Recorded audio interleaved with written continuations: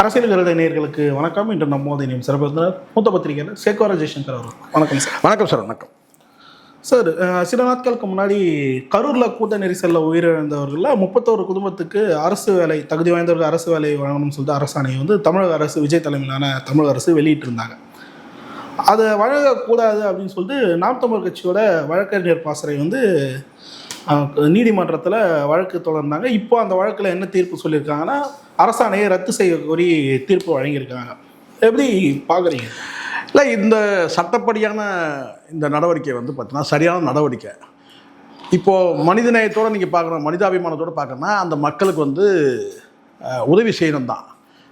ஏன்னா பெரிய இழப்பு, சில இடங்களில் குழந்தைகள் இறந்துருக்கிறாங்க, சில இடங்களில் குடும்ப தலைவர் சம்பாதிச்சு கொடுக்கக்கூடிய அந்த அவர் இறந்துருக்கிறாரு, குடும்பத்துக்கு தூணாக இருக்கிறவர் இறந்துருக்கிறாங்க. இப்படி குடும்ப தலைவி இப்படி இழப்புகள் இருக்கும்போது அந்த இழப்பை ஈடு செய்கிறதுக்கு நீங்கள் இழப்பீடு கொடுக்கணும் தான். ஆனால் அந்த இழப்பீடை நீங்கள் அரசு பணியாக கொடுக்கும்போது அது சட்ட சிக்கல். அது காரணம் கேட்டால் இங்கே டிஎன்பிஎஸ்சி முடிச்சுட்டு காத்திருக்கிறவங்க எவ்வளோ பேர் இருக்கிறாங்க, எம்ப்ளாய்மெண்ட் எக்ஸ்சேஞ்சில் பதிவு பண்ணிவிட்டு காத்திருக்கிறவங்க எவ்வளோ பேர் இருக்கிறாங்க. சரி, இது ஒரு பக்கம் இருக்கட்டும். அதாண்டு நீங்கள் ஒரு விபத்து அடிப்படையில் அதுவும் இன்னும் விபத்தா கான்ஸ்பிரசியான்றது இன்னும் கூட கான்ஸ்பிரசி தெரிய உருவாக்கி அப்படி தான். இப்போ உங்கள் தரப்பில் நீங்கள் ஒரு கருத்து சொல்கிறீங்க, இன்னொரு தரப்பில் பார்த்தீங்கன்னா ஒரு கருத்து நீங்கள் தான் காரணம், அதாவது இந்த சம்பவத்துக்கு காரணமே முதலமைச்சர் விஜய் தான் சொல்லக்கூடிய ஒரு தரப்பு இருக்குது. இன்னொரு தரப்பு நீங்கள் உங்கள் தரப்பு என்ன சொல்கிறீங்கன்னா, இதை பார்த்தீங்கன்னா இன்னொரு எதிர்கட்சியோட கான்ஸ்பிரசி இருக்குன்றீங்க. அப்போது இது தற்செயலாக நடந்த விபத்தால் அது திட்டமிட்டு சதியான்றதே ஒரு கேள்வியாக இருக்குது. அது வழக்கு சிபிஐ வழக்கு நிலுவையில் இருக்கும்போது, அந்த சிபிஐ வழக்கு சுப்ரீம் கோர்ட்டு கண்காணிக்கிற இடத்துல இருக்கும்போது, இப்போ ஒரு அவசர கதியாக இவங்களுக்கு நாங்கள் நன்மை செய்ய வந்திருக்கிறோம், நாங்கள் ஆட்சி அதிகாரத்தில் நாங்கள் இருக்கிறோம், நாங்கள் அரசு பணி வழங்குறோம்னு சொல்லிட்டு நீங்கள் முன் செய்யறதுன்றது ஒரு சட்ட சிக்கல் தான். இதை நாம் முதல்ல சொல்லக்கூடியது இரண்டு தரப்பில், டிஎன்பிசியாக இருக்கட்டும், அது எம்ப்ளாய்மெண்ட் எக்ஸ்சேஞ்ச் தரப்புலையும் காத்திருப்பவர் பட்டியல் பெருசாக இருக்குது பணிக்காக, அரசு பணிக்காக. இன்னொரு பக்கம் கேட்டால் நீங்கள் விபத்து அடிப்படையில் நீங்கள் அரசு பணி நீங்கள் வழங்குறீங்கன்னா அது தவறான ஒரு முன்னுதாரணம் ஆகிடும். காரணம் கேட்டால் இன்றைக்கி அன்றாட விபத்துகளை எதிர்கொள்கிறவங்க நிறைய இருக்கிறாங்க. அது பேருந்து விபத்தாக இருக்கட்டும், தீ விபத்து, இப்படி விபத்துகள் தொடர்ச்சியாக இருக்குது. அது இன்றைக்கில் 77 பார்த்தீங்கன்னா தியேட்டர் லக்ஷ்மி டாக்கீஸ் தூத்துக்குடியில் எரிஞ்சு சாம்பலாச்சு. கிட்டத்தட்ட 100க்கும் மேற்பட்டவர்கள் அதில் கறிக்கட்டை ஆகிட்டாங்க.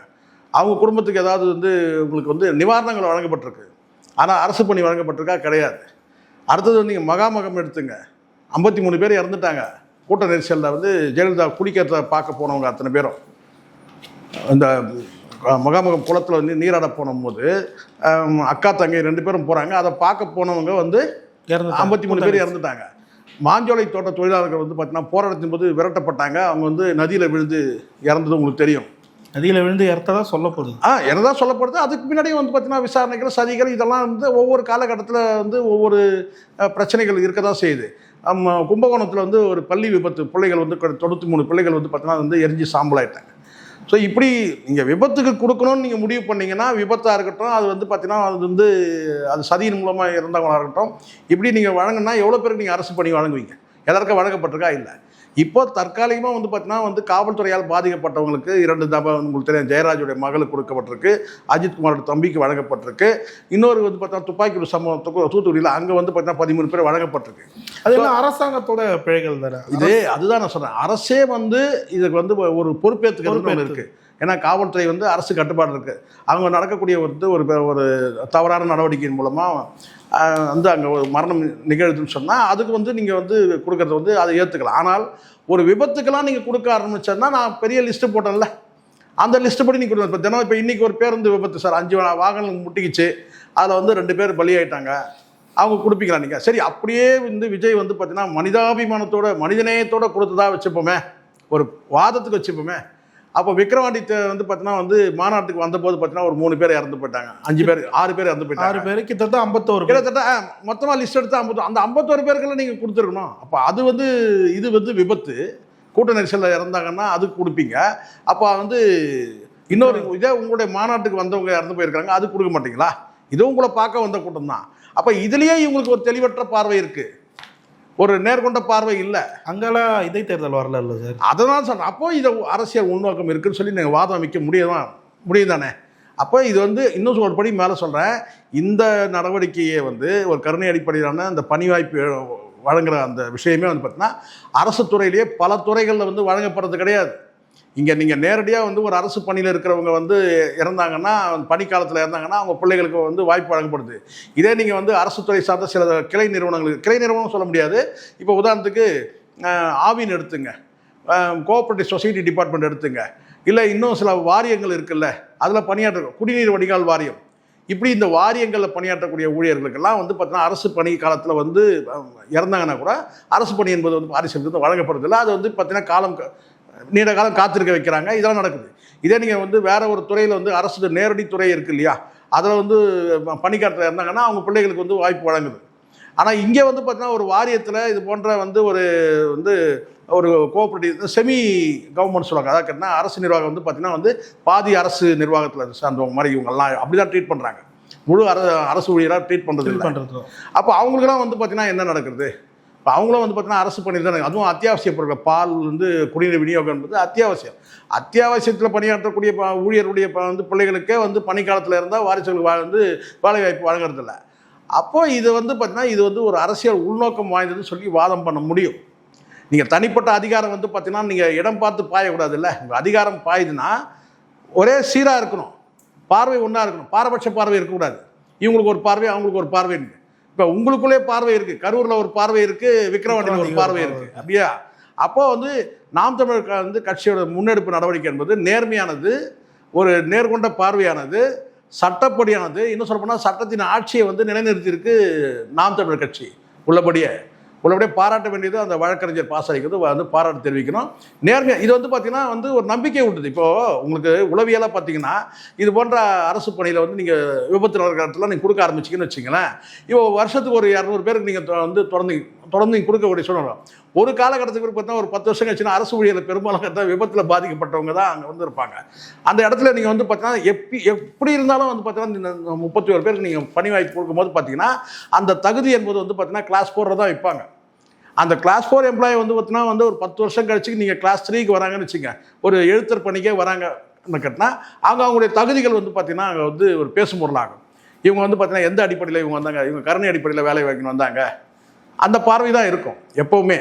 அப்போ அங்கே தகுதி இருந்தாலும் கூட அங்கே வந்து பார்த்தீங்கன்னா அவங்க வந்து தகுதியற்ற நபராகவே தான் அங்கே இருக்கிற அந்த பார்வையாளர் பற்றியில் இருக்கு. ஏற்கனவே இங்கே வந்து அதிகாரிகள் மட்டத்திலே வந்து ப்ரொமோஷனில் வந்தவங்க டைரெக்டாக படிச்சுட்டு வந்தவங்களுக்குள்ள ஒரு டிஃபர் இருக்கும். எப்போவுமே எந்த துறையாக எடுத்தாலும் கேட்டிங்கன்னா ஒரு ப்ரொமோஷனில் ஒரு பதவி ஏற்றத்துக்கும் டைரெக்டாக அந்த பதவிக்கு வந்துடுவாங்க, படிச்சுட்டு வருவாங்க, எக்ஸாம் எழுதிட்டு வருவாங்க, டிஎன்பிஎஸ்சி மூலமாக வருவாங்க. அப்போ அவங்களுக்குள்ளவே வந்து பார்த்தீங்கன்னா அங்கே வந்து அந்த என்ன சொன்ன அந்த ஒரு ஏற்றத்தாழ்வு இருக்கும், அந்த ஒத்துழையாமையெல்லாம் இருக்கும். அவன் வந்து என்ன மாதிரி டைரக்டர், நான் தான் வந்து கஷ்டப்பட்டு படிப்படியாக முன்னேறி வந்தேன்னுவாங்க. அவனை சொன்னேன் அவன் படிக்காதவன் இருக்கிறான், நான் டைரெக்டாக படிச்சுட்டு வந்திருக்கிறேன் அப்படின்னு அந்த ஒரு டிஃப்ரென்ஸ் இருக்கும் எப்பவுமே. அப்படிங்கும்போது இப்போ இந்த பணியை இவங்கெல்லாம் வந்து நாளைக்கு வந்து ஒரு வேலை வந்து ஒரு 10 ஆண்டு காலம் பணியாற்றி பதவி பெற்றால் கூட பார்த்தீங்கன்னா அங்கே அந்த டிஃப்ரென்ஸ் பார்வை வந்து எப்பவுமே இருக்க தான் செய்யும். எங்கேயோ ஒருத்தருக்கு கொடுக்கறது பிரச்சனை கிடையாது. ஆனால் அந்த எங்கேயோ ஒருத்தர் கூட பார்த்தீங்கன்னா இது வந்து முதலமைச்சரோட வந்து தனிப்பட்ட அதிகாரம் சொன்னால் நீங்கள் ஒருத்தர் கொடுக்குறீங்க 2 பேர் கூட அது பிரச்சனை வராது. ஒரு பெரிய குழுவுக்கே நீங்கள் கொடுக்குறீங்கன்னு சொன்னால் அது வந்து கண்டிப்பாக அது வந்து சிக்கலாகும். தப்பு தான் எங்கே இருந்தாலும். ஆனாலும் வந்து சில எக்ஸம்ஷன் இருக்குங்க. முதலமைச்சர் வந்து ஒரு அதிகாரத்தை வந்து தனிப்பட்ட அதிகாரத்தை முதலமைச்சர் தனிப்பட்ட அதிகாரம் வந்து தவறாக வந்து பயன்படுதுன்னு சொன்னால் அது நீதிமன்றத்தில் வந்து முறையிட்டு அதுக்கு தடை கேட்க முடியும். அப்படி தான் இந்த நீதிமன்றத்துக்கு போயிருக்கிறாங்க. நீதிமன்றமும் வந்து தீர்ப்பு வழங்கப்பட்டிருக்கு வந்து பார்த்தீங்கன்னா இது வந்து ரத்து பண்ணணும்னு சொல்லிட்டு. சுப்ரீம் கோர்ட்டுக்கு வந்து மறுபடியும் இவங்க போயிருக்கிறாங்க ஸ்டேட் கவர்மெண்ட், அதாவது தாவேகா அரசு. அது என்ன நடக்குதுன்னு பார்க்கலாம். குறிப்பாக இந்த விவகாரத்தில் நேற்றுலேருந்து அந்த தாவேகா ஒரு நரேட்டிவ் வந்து செட் செய்கிறாங்க. இது மாதிரி ஏழைகளுக்கு போகிற அந்த நல் திட்டங்களெல்லாம் கெடுக்குது நாம் தமிழர் கட்சி. திமுக டைரெக்டாக இன்வால்வ் ஆகாமல் நாம் தமிழர் இதில் பயன்படுத்தியிருக்காங்க அப்படின்ற மாதிரி இஷ்டத்துக்கும் ஒரு எப்போவுமே சார் பேசுகிறவங்க பேசிகிட்டே இருப்பாங்க. ஏற்கனவே இங்கே திமுகவோட எப்படியாவது வந்து நாம் தமிழை கனெக்ட் பண்ணலான்னு ஒரு கூட்டம் இருக்குது. அது ஒரு பக்கம் வந்து அந்த வேலையை அவங்க செய்கிறாங்கன்னு வச்சுங்களேன். ஒரு விஷயம் நல்லா புரிஞ்சிக்கணும். நான் ஏற்கனவே சொல்லிட்டேன், இது வந்து ஒரு மனிதாபிமானத்தோட மனிதநேயத்தோட பார்த்தா பாதிக்கப்பட்ட மக்களுக்கு வந்து பார்த்தீங்கன்னா ஒரு நன்மை போய் சேருதுங்க. அந்த நன்மையை இவங்க தடுக்கிறாங்கன்ற வந்து அப்படி ஒரு பிரபகண்டா நடக்கும். ஆனால் அடிப்படையிலே வந்து பார்த்திங்கன்னா அந்த பாதிக்கப்பட்ட மக்களுக்கு அது ஒரு பெரிய நிவாரணம். இந்த அரசு பணி என்பதே பெரிய நிவாரணம் கிடையாது. என்ன சொல்லுங்கள், இப்போ உதாரணத்துக்கு நீங்கள் எடுத்துங்க, இப்போ இந்த கிளாஸ் 4 எம்ப்ளாயி அதிகபட்சம் ஒரு 25,000 30,000 சம்பளம் கொடுப்பாங்களா, இல்லை 40,000 சம்பளம், இல்லை ஒரு 50,000 சம்பளம். அந்த 50,000 சம்பளத்தை கூட நீங்கள் எடுத்துக்கலாம். நீங்கள் மிஞ்சி போனால் இவங்களுக்கெல்லாம் வயசானவங்களாக இருக்கிறாங்க, கிட்டத்தட்ட ஒரு 15, எல்லாருக்குமே ஒரே வயசு கிடையாது. சிலருக்கு வந்து 30 வயசு கடந்தவங்க இருக்கிறாங்க, 30 வருஷம் சர்வீஸ் பண்ண முடியும், 60 வயசுனா கூட. சில பேர் வந்து 15 வருஷம் தான் சர்வீஸ் பண்ண முடியும், சில பேர் 10 வருஷம் தான் சர்வீஸ் பண்ண முடியும். அந்த சர்வீஸ் சம்பளத்தில் கேட்டால் மிஞ்சி போனால் ஒரு 30,000 40,000 தான் அந்த கிளாஸ் 4 எம்ப்ளாய்க்கு சம்பளம் வந்து வழங்கப்படும். இவங்க வழங்கக்கூடிய வேலை வாய்ப்பு எங்கன்னு பார்க்கணும். அந்த அப்படி பார்க்கும்போது பார்த்தீங்கன்னா பெரிய வந்து இவங்களுக்கு வந்து பலன் சொல்ல முடியாது. அதை விட நீங்கள் சராசரியாக வந்து பார்த்தீங்கன்னா ஒரு இழப்பீடாக வந்து நீதிமன்றத்தில் இந்த வழக்கெல்லாம் நிலுவை இந்த முடிஞ்சு சிபிஐ வழக்கு முடிஞ்சு இதுக்கு வந்து பார்த்தீங்கன்னா ஏதோ ஒரு அரசோட கவனக்குறைவு இருக்குது, இல்லை இது ஏதோ ஒரு மெத்தனம் இருக்குது, அதனால தான் இந்த இழப்புக்கு காரணம் அப்படின்னு சொன்னாக்கா, அப்போ நீதிமன்றமே வந்து ஒரு கட்டத்தில் வந்து இது உச்சநீதிமன்றம் கண்காணிக்கிற ஒரு இது வழக்குனால நீதிமன்றம் நாளைக்கு இழப்பீடு வந்து கொடுக்க சொல்லி வந்து ஒரு உத்தரவு கொடுக்கும். அப்போ அந்த நீதிமன்றம் இழப்பீடு கொடுக்க சொல்லும்போது அது அரசு பணியாகவும் கொடுக்க சொல்லலாம், அல்லது வந்து நிதியாகவும் கூட கொடுக்க சொல்லலாம். ஏன்னா எல்லாருமே வந்து அரசு பணியை பெறுவதற்கு தகுதியான நபர்களாக கூட இருக்க மாட்டாங்க. ஏன்னா அப்போ வந்து ஒரு 5 வருஷம் சர்வீஸ் இருக்கலாம், ஒரு 50 வயசு இருக்கலாம் ஒருத்தருக்கு, அவருக்கு ஒரு 10 வருஷம் தான் இருக்கும். அப்போ அவங்களுக்கு எப்படி இந்த அரசு பண்ணி கொடுக்கும்? அப்போது இழப்பீடு பணமாக கொடுக்க சொல்லி கூட ஒரு நீதிமன்றத்தில் ஒரு உத்தரவு வரதுக்கு வாய்ப்பு இருக்குது. இப்போ இதெல்லாம் ஒரு கட்டத்தில் என்ன ஆகும்னு கேட்டிங்கன்னா, இப்போ இந்த அரசு பணி இவங்க வாங்கிடுறாங்க தற்காலிகமாக, இது வந்து ஒரு இன்டர்வியூ ரிலீஃபாக இதை வாங்கிடுறாங்கன்னு வச்சுங்களேன். நாளைக்கு நீதிமன்றம் கன்சிடர் பண்ணும்போதுன்னு கேட்டிங்கன்னா, இவங்களாம் ஏற்கனவே வந்து அரசு வந்து ஒரு பணி வாய்ப்பு கொடுத்து அதை என்ஜாய் பண்ணிட்டாங்கன்ற அது வந்து ஒரு முட்டுக்கட்டையாக ஆயிரும். ஆனால் என்னை கேட்டால் ஒரே வார்த்தைன்னு கேட்டிங்கன்னா, நீங்கள் என்ன தான் அரசு பணி கொடுத்து ஒரு 20 வருஷம் சர்வீஸ் பண்ணாலும் கூட பார்த்தீங்கன்னா அதுக்கு என்ன பெரிய சம்பாத்தியம் வந்துடும், சரிங்களா? அந்த தொகையை வந்து பார்த்தீங்கன்னா நீங்கள் இழப்பீடாக இப்பயே கொடுங்க. தலா வந்து பார்த்தீங்கன்னா 20 லட்சம் நீங்கள் கொடுத்தீங்களா, அது ஒரு கோடியாக கொடுத்துட்டு போங்க. 30 பேருக்கு 30 கோடி, அது கூட அரசு பணத்தில் கொடுக்க முடியாது. தனிப்பட்ட முறையில் நீங்கள் வந்து 20 லட்சம் கொடுத்துருக்கீங்க. இப்போ அரசு வந்து இப்போ கொடுக்க வேண்டிய கட்டாயம் இதனால் இருக்குது. ஏன்னா இன்னும் வந்து பார்த்தீங்கன்னா அது கான்ஸ்பிரசியா அல்லது வந்து பார்த்தீங்கன்னா அது தற்செயலாக நடந்தது. அந்த விபத்துக்கான காரணம், உண்மை காரணம் இன்னும் தெரிய வரல. அது தெரிய வந்த பிறகு தான் இந்த நிவாரணம் கொடுக்குற அந்த வேலையிலே இறங்கியிருக்கணும். ஆனால் நீங்கள் அவசரமாக இப்போ கொடுக்குறப்ப அரசியல் உள்நோக்கம் வாய்ந்ததாக ஆயிடுது. சரி, அப்படியே நீங்கள் கொடுக்குறது வந்து பார்த்தீங்கன்னா எவ்வளோ தூரம் வந்து பார்த்தீங்கன்னா அவங்களுக்கு ஒரு உதவிகரமாக இருக்கும். அதுலேயே சில சர்ச்சைகள்லாம் இருக்குது. புருஷனை காப்பாற்றது பொண்டாட்டி வந்து கத்துறாங்க, எனக்கு தான் கொடுத்துடணும், அவருக்கு ஏன் கொடுத்தாங்கன்னு கேட்குறாங்க. இப்படி பல குடும்பங்கள் இருக்குது. 41 குடும்பங்களில் நீங்கள் வந்து அதை செக்ரிகேட் பண்ணும்போது 31 குடும்பங்கள் தான் நீங்கள் கொடுத்ததா இருக்குது. அப்போது இது எதுவுமே வந்து பார்த்திங்கன்னா வந்து ஒரு நிரந்தர தீர்வார்கள். இல்லை நாம் தமிழர் கட்சி வந்து பார்த்தீங்கன்னா அவங்க வெளிப்படையான இந்த வழக்கில் வந்து அரசியல் ஆதாயத்தெல்லாம் பார்க்கவே இல்லை. ஐயோ, இந்த 31 குடும்பத்தில் நம்ம ஓட்டு போடாத போயிடுவாங்களே அப்படின்ற அந்த இதெல்லாம் பார்க்கவே இல்லை. சட்டத்தின் ஆட்சி நிலைநிறுத்தப்படணும். இங்கே சட்டம் இது வந்து தவறான முன்னுதாரணமாக இருக்குது. ஏற்கனவே வந்து படித்த பிள்ளைகள் காத்துட்டு இருக்கிறாங்க பணிக்காக.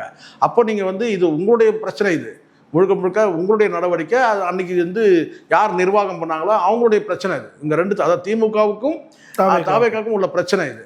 இன்றைக்கி நீங்கள் மாறி ஆட்சி வந்துட்டீங்க, நாளைக்கு திடீர்னு இப்போ திமுக ஆட்சி வந்து இவங்களுடைய பணி வாய்ப்புலாம் ரத்து பண்ணால் என்ன பண்ணுவீங்க? அப்போது அதுக்கு ஒரு கேள்வி இருக்குமா? நாளைக்கு இவங்கெல்லாம் நிரந்தர பணியாளர்களாக இல்லாமல் இருக்கிறாங்க, நாளைக்கு ஆட்சிக்கு வந்து அது கடந்த காலத்தில் நடந்திருக்கேன். அந்த மாதிரி வந்து பார்த்திங்கன்னா வந்து திமுக ஆட்சியில் நடந்திருக்கு. திமுக ஆட்சியில் கொடுத்தது வந்து ஜெயலலிதா வந்து ஆட்சியில் வந்து பார்த்தீங்கன்னா பணி நிரந்தரம் பண்ணாமல் வந்து பார்த்தீங்கன்னா சாலை பணியாளர்கள் பணி நிரந்தரம் பண்ணாமல் வச்சுருந்தாங்க. எத்தனையோ வருஷத்தில் வச்சுருந்தாங்க. நீதிமன்றம் வரைக்கும் போய் கூட ஜெயிக்க முடியாமல் போச்சு. ஸோ இந்த மாதிரி கடந்த கால வரலாறு இதெல்லாம் அரசியலாக்கப்படும். அப்போ இதுக்கு நிரந்தர தீர்வுன்னு கேட்டால், ஒன்று நீங்கள் வந்து மிகப்பெரிய கல்ட்டு, நீங்கள் ஒரு படத்துக்கு வந்து 200 கோடி சம்பளம் வாங்குறங்க, தலா 1 கோடி கொடுத்துட்டு போயிடுங்க. அவங்க வந்து சர்வீஸுக்கு வந்து சம்பாரிச்சாலும் கூட பார்த்தீங்கன்னா அவ்வளோதான் சம்பாதிக்க முடியும். ஒரு 1 கோடி ரூபாய் கொடுத்துட்டு போயிடுங்க. 20 வருஷம் சம்பளம் வாங்கினாங்கன்னா கூட பார்த்தீங்கன்னா 1 கோடி ரூபாய்க்கு மேலே ஏறாது. 1 கோடி ரூபாய் கொடுத்துட்டு போங்க. தலா வந்து ஒரு 30 கோடி கொடுத்துட்டு போயிருங்க 31 பேருக்கு. பிரச்சனையே இல்லை. இதை எதுக்கு நீங்கள் வந்து ஒரு நாங்களும் வேலை கொடுத்தோம், அதை வேலையை கொடுத்ததை தடுத்தது யார் தெரியுமா? நாம் தமிழ் தான் தடுத்துட்டாங்கன்னு எதுக்கு இந்த சீன்னு? நாம் தமிழர் கட்சியோட நிலைப்பாடு வந்து பார்த்தீங்கன்னா இங்கே வந்து வெளிப்பார்வைக்கு என்னன்னு கேட்டால், ஐயோ அவங்க ஏழைங்க, அவங்க வந்து பாதிக்கப்பட்டவங்களுக்கு உதவுனாருங்க, அதை நீதிமன்றத்தில் போய் தடுத்துட்டாங்க. அது கிடையாது. சட்டத்தின் ஆட்சி நிலைநிறுத்தப்பட்டிருக்கு. ரெண்டாவது வந்து பார்த்தீங்கன்னா வந்து இன்றைக்கி வந்து டிஎன்பிசியில் வந்து பார்த்தீங்கன்னா வந்து எக்ஸாம் எழுதுகிற பிள்ளைகள் காத்துட்ருக்குறாங்க, எம்ப்ளாய்மெண்ட் எக்ஸ்சேஞ்சில் காத்துட்ருக்குறாங்க. இப்போ புறவாசல் வழியாக இந்த மாதிரி ஒரு வந்து வேலைவாய்ப்பு கொடுக்கும்போது உங்களுக்கு தெரியும் மெயின் கேட் வழியாக தான் கொடுக்குறாரு இதை அப்படின்னு. ஆனால் இது ஒரு வகையான புறவாசல் வழியாக வந்து இந்த அப்பாயின்மெண்ட் கொடுக்குறது தான் இது. இதை வந்து பார்த்தீங்கன்னா வந்து சட்டப்படியாக வந்து அதை வந்து எதிர்கொண்டுருக்காங்க. இதை வேறு எந்த குறுக்கு வழியில் போய் தடுக்கலை, சட்டப்படியாக இருக்குது. அப்போ நீதிமன்றத்துக்கு வந்து பார்த்தீங்கன்னா நீதிமன்றத்துக்கும் கருணை பார்வை இருக்க தானே செய்யுது. நீதிமன்றம் ஏதோ வச்சு இதை தடுக்கிறாங்க. இங்கே ஒருத்தர் வந்து பெனிஃபிட் அடையும் போது இன்னொருத்தர் பாதிக்கப்படுறாங்கல்ல. ஸோ அதனால் வந்து இதை வந்து பேசக்கூடியவங்க பிரபகண்டா பண்ணுறவங்க எப்படி வேணால் பண்ணிட்டு போவாங்க. எனக்கு தெரிஞ்ச வரைக்கும் நாம் தமிழர் கட்சி சட்டத்தின்படி நடந்திருக்கு. இங்கே வந்து பார்த்தீங்கன்னா இவங்க மனிதநேயத்தப்படி நடந்திருக்குன்னா நீங்கள் தனிப்பட்ட முறையில் போடுங்க. இப்போ அவருடைய லாங்குவேஜில் சொல்லுவாங்க கேட்டால், நீங்கள் அரசு பணத்தில் நீங்கள் இந்த ஸ்வீட் செய்யக்கூடாது இல்லை. புரியுது. அது அப்படி தானே இங்கே இருக்குது. அவர் சொன்ன வார்த்தையே அவங்களுக்கு வந்து இப்போ வந்து திருப்பி வருது இல்லை. ஒரு கட்டத்தில் இங்கே அதே நீதிமன்றம் மாதிரி அந்த கொட்டு வைக்கிறது. இப்போ உங்கள் பார்த்தீங்கன்னா கொட்டு வச்சிருக்குல்ல, நீதிமன்றம் தானே கொட்டு வச்சு அப்படி கொட்டு வச்சு பா அப்படின்னு சொல்லி அவர் சொன்ன லாங்குவேஜ் கொட்டு வச்சு பா அப்படின்னு துரத்தி விடுச்சு சுப்ரீம் கோர்ட் சொன்னாங்க. இப்போ வந்து பார்த்தீங்கன்னா சுப்ரீம் கோர்ட் போயிடும். சுப்ரீம் கோர்ட்டில் என்ன முடிவு வருதுன்னு பார்க்கலாம். நீதிமன்றத்தை தான் நீங்கள் சுப்ரீம் பவர் ஒன்றும் கிடையாது. சுப்ரீம் கோர்ட்டில் என்ன சொல்லுதுன்னு பார்க்கலாம். சுப்ரீம் கோர்ட் நிச்சயமாக இவங்களுக்கு சாதகமான தீர்ப்பு. ஏன்னு கேட்டால் ஏற்கனவே அங்கே வந்து வழக்கு நிலுவையில் இருக்குது. வழக்கு வந்து கண்காணிக்கிற இடத்துல இருக்கிறாங்க. அவ்வளோ அவசர கதியாக நீங்கள் எதுக்கு கொடுக்கணும்? நீங்கள் இன்டர்வியூ ரிலீஃப் கொடுக்கணும் கூட நீங்கள் பார்த்தா பணம் வந்து ஒரு சொல்லுவாங்க, ஒரு குடும்பத்தில் வந்து சம்பாதிக்கிறவர் தான் இருங்க, அவர் இறந்து போயிட்டார், அந்த குடும்பமே தத்தளிக்குதுன்னா அப்போ நீங்கள் கொடுக்குற நிதி மூலமாக நீங்கள் கொடுங்க. ஆனால் அரசு பண்ணி கொடுக்கணும் போது வந்து பார்த்தீங்கன்னா அது ஏன் அவசரகரமாக இப்போ இது அரசியல் உள்நோக்கம் இருக்குன்றதை எளிதாக புரிஞ்சுப்பாங்க. குறிப்பாக சார் இப்போது இந்த விஷயம் வந்து நியூஸ் டிவிக்குள்ள டிபேட்டாக மாறுது. நாம் தமிழ் கட்சி தான் இந்த வழக்கை வென்றிருக்கு. ஆனால் எந்த டிபேட்லையுமே நாம் தமிழ் கட்சியினர் வந்து பேனல் அது எப்போ சார் பண்ணியிருக்காங்க? அந்த மெயின் ஸ்ட்ரீம் மீடியாக்கள் எப்பவுமே பண்ணதே கிடையாது. நம்ம பேசினா உண்டு. மெயின் ஸ்ட்ரீம் மீடியாக்கள் எப்போவுமே வந்து கேட்டால் வந்து நாம் தமிழ் கட்சி வந்து எடுக்கிற முன்னெடுப்பு நடவடிக்கைகளை வந்து பார்த்தீங்கன்னா அவங்களுக்கு வந்து பார்த்தீங்கன்னா ஒரு வெளிச்சத்துக்கு வந்துடுவாங்க. நியூஸ் ஃபோக்கஸ் ஆகுன்னு சொல்லிட்டு எப்போவுமே நடக்கிறது தானே இது. ஏற்கனவே இங்கே மாநாடு இப்போ வந்து நினைவஞ்சல் கூட்டம் இதே இருட்டடி பண்ணுறவங்க தானே. சீமான் வந்து உங்களுக்கு பைட்டு கொடுக்கணும். பைட்னா ஒரு 10 பேரை வர சொல்லி கேட்டால் அங்கே வந்து சர்ச்சையாக பேசினார்னா அதை ஹெட்டிங் வச்சு நீங்கள் வந்து குழப்ப ஓட்ட முடியும். அதுக்காக தானே கடந்த காலத்தில் எல்லாம் பண்ணிட்டுருக்கு. இது போன்ற வந்து பார்த்தீங்கன்னா வந்து சாதனை, இதெல்லாம் ஒரு வகையான சாதனை தான். இது சட்டத்தின் மூலமாக சாதித்த விஷயங்களை வந்து அதை வந்து நீங்கள் வந்து பேசுனாங்கன்னா அவங்க பார்வை வந்து பார்த்தீங்கன்னா வந்து இப்போ இன்றைக்கி வேலைவாய்ப்பற்ற இளைஞர்கள் பார்வை எந்த பக்கம் போகும்? நாம் தமிழ் கட்சி பக்கம் தானே போகும். பரவாயில்ல, இந்த வழக்கை எடுத்து முடிச்சிட்டாங்க. இது வந்து பார்த்திங்கன்னா ஒரு உளவியலாக வந்து பார்த்திங்கன்னா மாணவர்களுக்கு வந்து இந்த அரசு பணி, இந்த கரூரில் சம்பவத்தில் பாதிக்கப்பட்ட மக்களுக்கு அந்த பணி வாய்ப்பு வந்து படித்த பிள்ளைகள் இருக்காங்கல்ல, இந்த எக்ஸாம் எழுதுக்கு காத்துட்ருக்கிற பிள்ளைகளுக்கு வந்து உளவியலாக ஒரு தாக்கத்தை ஏற்படுத்தும். இப்போ நடுவில் கியூவில் நின்றுட்டு இருக்கும்போது பார்த்தீங்கன்னா உள்ள ஒருத்தர் வந்து நுழைவான் வரிசையில் நிற்கும் போது. அப்போ எப்படி இருக்கும் நமக்கு? அது எந்த கியூனாக இருக்கட்டும், நம்ம வரிசையில் நின்றுட்டு இருப்போம், ஒருத்தன் உள்ளே வந்து சைடில் வந்து உள்ளே வந்து நுழைவான். அது மாதிரி உள்ளே நுழைஞ்சிட்டே இருந்தான்னா நம்ம நின்றுட்டே இருப்போம். அது வந்து பார்த்தீங்கன்னா உளவியல் தான். இந்த டிஎன்பிஎஸ்சி எக்ஸாம் எழுதின பிள்ளைகளுக்கும் சரி, எம்ப்ளாய்மெண்ட் எக்ஸ்சேஞ்சில் பதிவு பண்ண பிள்ளைகளுக்கும் அப்படி தான் இருக்கும். இருக்கிற வேக்கன்சி ஏற்கனவே இங்கே வந்து லட்சக்கணக்கான வேக்கன்சி சரண்டர் பண்ணிவிட்டு இருக்கிற வேக்கன்சியில் வந்து குறுக்கில் வரவனுக்கெல்லாம் நீங்கள் கொடுத்துட்டு இருந்தீங்கன்னா அது என்ன ஆகும்? இது ஒருத்தர் 2 பேர்னா கூட வந்து பரவாயில்ல. ஒரு கும்பலாக நம்ம வரிசையில் நின்று இருக்கும்போது பார்த்தீங்கன்னா திடீர்னு ஒரு 10 பேர் உள்ள நுழைகிறான், இன்னொரு 10 பேர் உள்ள நுழைகிறான், இன்னொரு 10 பேர் வரானா, அப்போ எப்படி இருக்கும்? உளவியலாக வந்து பார்த்தீங்கன்னா மாணவர்களுக்கு அந்த இளைஞர்களுக்கு எப்படி இருக்கும்? அவங்களுக்கெல்லாம் இதை புரிஞ்சுப்பாங்க. ஆனால் இந்த ஊடகங்கள் பேசுகிறதுனால வந்து பார்த்தீங்கன்னா சொல்லுவாங்க, போன கண்ணனம் முடினா பூலோகமே இருந்துச்சுன்னாங்களா.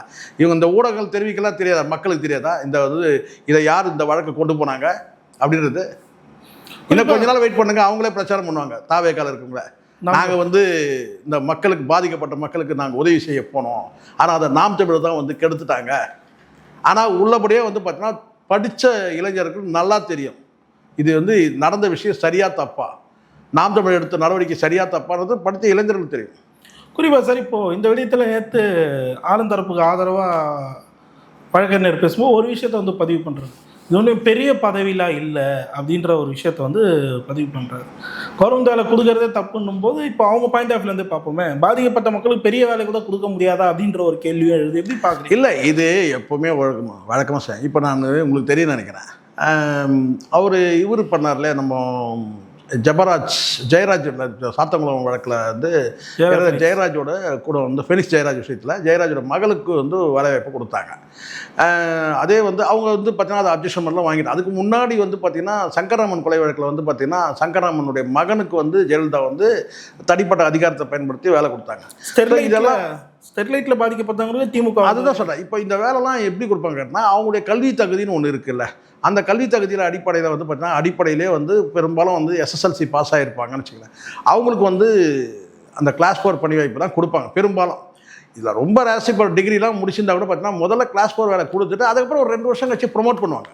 அது எப்போவுமே அந்த கருணை அடிப்படையில் பணி வாய்ப்பு கொடுக்குறது வந்து பார்த்தீங்கன்னா எடுத்ததுமே எந்த கிரேடு கொடுப்பாங்கன்னு கேட்டால் அந்த கல்வி தகுதியே இருந்தால் கூட வந்து பார்த்தீங்கன்னா முதல்ல வந்து கன்சிடர் பண்ணுறது ஒரு கிளாஸ் 4 கொடுப்பாங்க. அப்புறம் 2 வருஷத்தில் ஒரு எக்ஸாம் இருக்கும், உள்ளே எக்ஸாம் எழுதி வரக்கூடிய ப்ரொமோஷன் வரக்கூடிய இதெல்லாம் இருக்குது. அப்படி அவங்க ஜம்ப் ஆயிடுவாங்க. யாரும் நிரந்தரமாக அதே இடத்துலலாம் இருக்க மாட்டாங்க. ரொம்ப வந்து கல்வி தகுதி இல்லாதவங்க தான் வந்து அதில் சில நேரங்களில் உங்களுக்கு தெரியும், 6ஆம் வகுப்பு 7ஆம் வகுப்பு படித்தவங்க கூட வந்து பார்த்தீங்கன்னா இருப்பாங்க. வந்து அவங்களால அடுத்து அவங்களுக்குலாம் வந்து பார்த்தீங்கன்னா பொதுவாக கிளாஸ் 4 வேலை கொடுக்குறது தான் வந்து எளிதாக இருக்கும், அவங்களால செய்யவும் முடியும். நல்லா படித்தவங்க இருந்தாலும் கூட பார்த்தீங்கன்னா முதல்ல அப்படி கொடுப்பாங்க, அதுக்கப்புறம் உள்ள எக்ஸாம் எழுதி ஜம்ப் ஆகி வந்து மேலே போயிடுவாங்க. இது கடந்த காலத்தில் நிறைய நடந்திருக்கு, இது உதாரணமாக சொல்ல முடியும். ஆனால் என்னன்னா, இப்போது இந்த வேலைவாய்ப்பு கொடுத்ததே வந்து சட்டவிரோதம், அதாவது கேட்டால் இது வந்து அரசியல் உள்நோக்கம் அப்படின்னு சொல்லும் போது பார்த்தீங்கன்னா, நீங்கள் எந்த பதவி கொடுத்தா என்ன, நீங்கள் கிளாஸ் 4 கொடுங்க இல்லை தாசில்தாராக கொடுங்க, எப்படி இருந்தாலும் அது வந்து பார்த்தீங்கன்னா வந்து தப்பு தான், சட்டவிரோதம் தானே அது.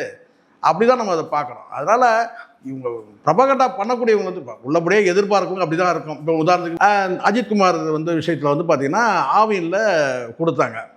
ஆவினில் கொடுத்த போது அவர் வந்து மறுத்ததுக்கு காரணம் கேட்டால் அது வெளியூர் ரொம்ப தூரத்தில் இருக்கு. ஆனால் வந்து பார்த்தீங்கன்னா அது வந்து மறுத்ததுக்கு காரணம் கேட்டிங்கன்னா ஆவின் வந்து பார்த்தீங்கன்னா ஒரு செமி மேனேஜ்மெண்ட் தான். அதாவது வந்து அரசோட வந்து பார்த்தீங்கன்னா வந்து அனைத்து சலுகைகளும் வந்து அரசு ஊழியர் கொடுக்குற அந்த அனைத்து சலுகைகளும் வந்து பார்த்தீங்கன்னா ஆவின் பணியாளர்கள் கிடையாது.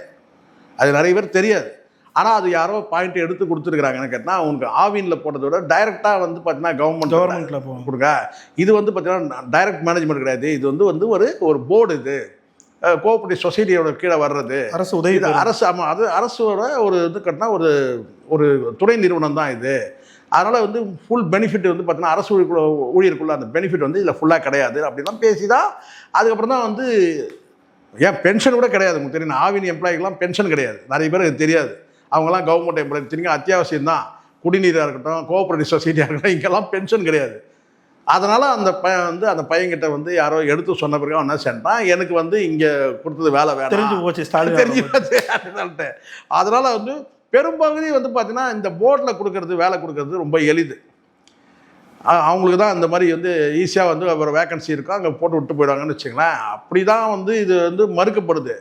அந்த வகையில் வந்து பார்த்தீங்கன்னா இதுவும் கூட பார்த்தீங்கன்னா இங்கே கொஞ்ச நாள் கழித்து கூட வந்து அவங்க வந்து வேற ஒரு டிபார்ட்மெண்ட் மாறணும்னா முடியாது. இப்போ எந்த துறையில் இவங்களை இந்த 31 பேரை ஒரு துறையில் போட்டிருக்காங்கன்னா அது எங்கே போட்டாங்கன்னு நமக்கு தெரியாது. ஆனால் அந்த பணிவாய்ப்பு எங்கே வழங்கியிருக்காங்களோ அந்த துறையில் வந்து பார்த்தீங்கன்னா வந்து எக்ஸாம் ஏதாவது எழுதி மேலே வர முடியும். இல்லை வேறு துறைக்கு மாறணும்னா அது நடக்காது. இப்போ உதாரணத்துக்கு ஆவினில் போட்டாங்கன்னா நீங்கள் அந்த ஆவினில் நீங்கள் சர்வீஸ் பண்ணணும். குடிநீர் வடிகால் வரையினா நீங்கள் அங்கே தான் நீங்கள் சர்வீஸ் பண்ணணும். அது ஏதாவது டெபுடேஷனில் கேட்டு அதுக்காவது வாய்ப்பு இருந்தால் அப்படி வேணால் ஜம்ப் பண்ணுங்க. ஆனாலும் வந்து ஒரு துறையில் நீங்கள் போயிட்டீங்கன்னா அந்த துறையில் தான் நீங்கள் சர்வீஸ் முடிகிற மாதிரி இருக்கும், அந்த கருணை அடிப்படையான வேலை கொடுக்கும்போது. புரியுது சார். இப்போது இறுதியாக இந்த கேள்வியோட முடிச்சிடலாம் சார். இப்போது விஜய் அவர்கள் இடைத்தேர்தலை மையப்படுத்தி இந்த விஷயத்தை வந்து பண்ணார் அப்படின்னு சொல்லிட்டு குற்றம் சாட்டினாங்க. தாவேக்காவும் ரொம்பவே ஆர்வமாக இந்த விஷயத்தில் தலையிடுறத பார்த்தா அது உறுதி செய்யப்பட்ட ஒன்றா தான் பார்க்கப்படுது. ஸோ இடைத்தேர்தலுக்காக தான் இதை பண்ணியிருக்காருன்னு நினைக்கிறீங்களா? ஆமாம், இப்போ 8 மாவட்டங்களில் வந்து 28 தொகுதிகளில் வந்து வெற்றி பெறவே இல்லை. அது கரூர்லேயும் ஒரு மாவட்டம். அந்த கரூரில் வந்து எம்ஆர் விஜயபாஸ்கர் வந்து ராஜினாமா பண்ணிட்டு வந்து சேர்ந்த பிறகு தான் இவர் கரூர் போகணுன்ற எண்ணமே வந்தது. ஏன்னா கரூரில் வந்து விஜயபாஸ்கர் வந்து எம்ஆர் விஜயபாஸ்கர் வந்து ஒரு தொகுதியில் நிற்க வச்சு கரூரில் வென்றாக வேண்டும்ன்ற ஒரு நெசசிட்டி இருக்கலாம்ல. இப்போ ஏன்னா வந்து விஜய்க்கு வந்து இந்த கரூர் சம்பவத்தால் பின்னடைவு தான் அப்படின்னு சொல்லும்போது இல்லை அந்த மாவட்டத்தில் வந்து பார்த்தீங்கன்னா அப்படி தான் சொல்லப்படுது. ஏன்னா கரூர்லேயே அவர் ஜெயிக்கலை. அப்போது இந்த இடத்துல நம்ம ஜெயிச்சு காட்டணும், அது ஒரு சவால் தானே. கரூரில் வந்து பார்த்தீங்கன்னா எங்கே வந்து பாதிக்கப்பட்ட மக்களையோ அந்த இடத்தையே எனக்கு ஆதரிச்சாங்க அப்படின்னு சொல்லணுன்றதுக்காக தான் வந்து இப்போ எம்ஆர் விஜயபாஸ்கர் வந்து வெற்றி பெற்றார் தாவேக்கா வேட்பாளரை எதிர்த்து. அந்த இடத்துல வந்து அதிமுக ராஜினாமா பண்ண சொல்லிட்டு அங்கேயும் இந்த மீண்டும் தேர்தலில் வந்து எம்ஆர் விஜயபாஸ்கர் ஜெயிக்க வைக்கலாம்னு சொல்லி வந்துட்டு கடைசியில் அவரும் நடுரோட்டில் நிற்கிறாரு. இவங்களுக்கும் வாய்ப்பு இல்லாமல் போச்சு. உள்ளபடியே அரசியல் உள்நோக்கம், எந்த சந்தேகமும் தேவையில்லை. ஆனால் நார்மலாக பார்க்குற பீப்புள்ஸுக்கு இது ஈஸியாக புரியக்கூடிய ஒன்று. ஆனால் தாவேக்காவினருக்கு இது சுத்தமாக புரியலையே. அப்படி கிடையாது, புரியும், அது புரியாத மாதிரி நடந்துப்பாங்க, அப்படி வேணா சொல்லலாம். இது வேற மாதிரி ஆச்சு. அது கிடையாது. இப்போ பல பேருக்கு தெரியும் நீங்கள் என்ன செஞ்சாலும். இப்போது உதாரணத்துக்கு இப்படி எடுத்துங்களேன், அந்த மதிவானன்றது மாவட்ட செயலர், அவர் வந்து தேர்தலில் நிற்கிறாரு. இத்தனைக்கும் உங்களுக்கு தெரியும், சிறைக்கெல்லாம் போயிட்டு வந்தவர். 15,000 ஓட்டு வித்தியாசம், 1,000 2,000லாம் கிடையாது சார், 15,000 ஓட்டு வித்தியாசத்தில் தோக்குறாருன்னா அப்போ அங்கே எதிர்ப்பு இருக்குதானே பொருள். இன்னொன்று எம்ஆர் விஜயபாஸ்கர் மீது வந்து வழக்கம் ஏதோ வழக்கு இருக்கு. அதிமுக பண்ணிட்டாரு. அது காரணம் என்னன்னா கட்சி கட்டமைப்புன்னு ஒன்று இருக்கு. அதிமுக வந்து கட்சி கட்டமைப்பும் அங்கே இருக்கு. அங்கே வந்து பார்த்தீங்கன்னா அவர் வெற்றி பெறுறாரு. அவருக்கு ஒரு பெரிய டீம் வச்சிருக்கிறாரு. அது வந்து அதிமுக அந்த ரெட்டை இலை சின்னன்றது ஒரு வலிமையாக இருக்குது, அந்த காலத்துலேருந்தே இருக்குது. அங்கே வந்து இன்னும் சொல்லப்போனால் செந்தில் பாலாஜிக்கு எதிரான ஒரு கூட்டம் இருக்குது இல்லையா, அந்த கூட்டம் வந்து பார்த்தீங்கன்னா எம்ஆர் விஜயபாஸ்கரை ஆதரிக்கும் கரூரில்.